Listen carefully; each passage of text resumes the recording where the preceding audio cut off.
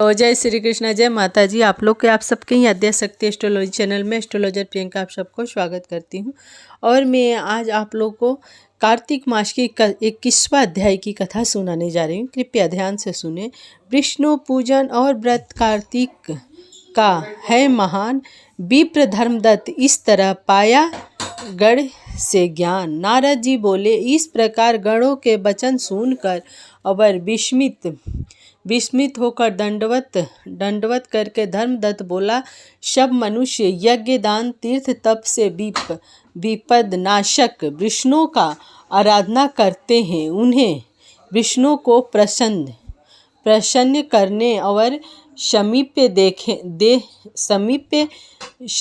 दे। क्या ऐसा कोई पूजन है जिसके करने से सब यज्ञादि सफल हो जाए?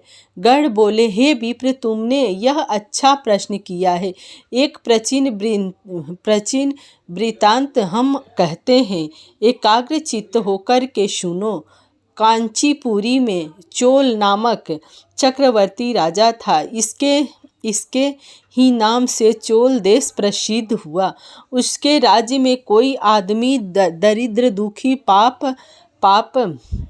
पाप बुद्धिहीन और रोगी नहीं था।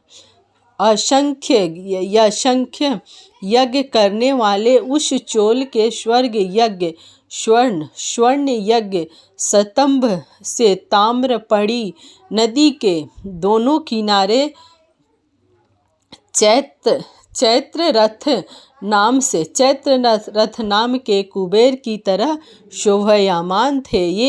एक समय वह राजा अनंत शयन को गया, जहाँ की योग माया ने आश्रम में भगवान शेष शय्या पर शयन करते थे। उसने वहाँ लक्ष्मीपति भगवान का मोतियों और सुंदर सुवर्ण के फूलों से पूजन किया और दंडवत प्रणाम करके वहाँ बैठ गया।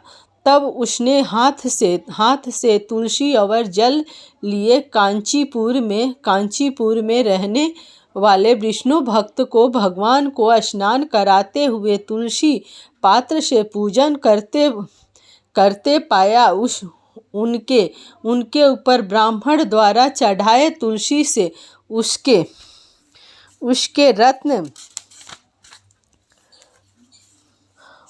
रत्न ढक गए। यह देख राजा कुपित होकर बोला, यहाँ मणि सुवर्ण से मैंने पूजा किया है।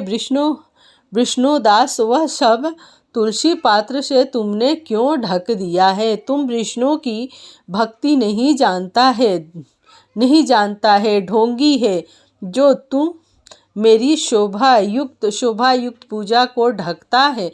तब वह ब्राह्मण राजा के गौरव को तुच्छ समझकर बोला, हे राजन, तू भी भक्ति को नहीं जानता।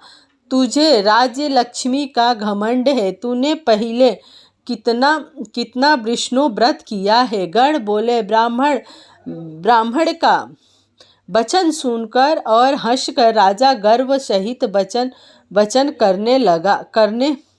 करने लगा कि जो तू भक्ति का गर्व करता है तो बात तू तुच्छ दरिद्र की भांति कितनी है। विष्णु को प्रसन्न करने वाले यज्ञ दान आदि तूने नहीं किए और न पहले तैने कोई मंदिर ही बनवाया। ऐसे ही भक्ति का तुझे घमंड है। अब उस उपस्थित जन देखते रहो कि विष्णु मुझको दर्शन देते हैं कि इसको, तभी हम दोनों की भक्ति मालूम हो जाएगी। यह कहकर राजा ने राजगृह में जाए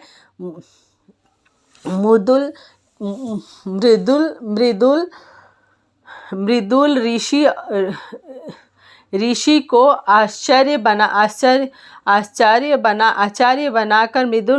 आचार्य बनाकर वैष्णव यज्ञ आरंभ कर दिया।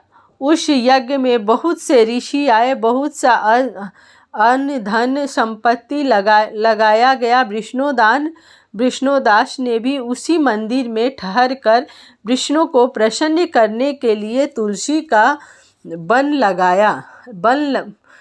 लगाया और एकादशियों के दिन एकादशी के दिन में द्वादश अक्षर मंत्रों षोडशोपचार और नित्य गीत आदि मंगलों से विष्णु की नित्य पूजा करने लगा। चलते में भोजन